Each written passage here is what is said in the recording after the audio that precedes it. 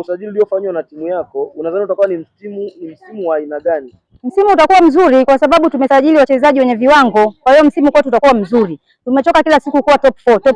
Sasa hivi tunataka tuende hata top 1 kwa sababu tuna uwezo wa kufika top 1 kwa sababu tuna kikosi kizuri, hamna timu inayotusumbua katika ligi hii ya NBC. Tunakwenda kucheza na mnyama mkali Simba. Unadhani itakuwa ni mechi ya aina gani? Mechi itakuwa ya kawaida sana. Huyo mnyama jina. Sisi Singida Black Star, Simba hawezi kutubabaisha sana kwa sababu Simba alishazoea itikadi ya kubebwa, penalty za kubebwa, faulu za kubebwa. Sasa hivi kuna mfumo umekuja VAR.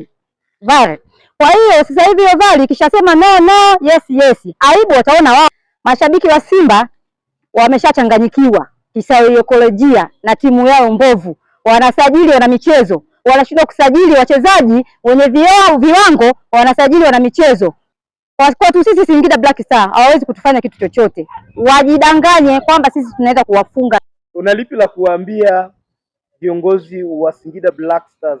Viongozi wa Singida Black Star wako imara, wapambanaji, wako vizuri, wana kikosi kipana, wafanye umakini wa kupanga first 11 ili waweze kumgaragaza Simba Sport Club.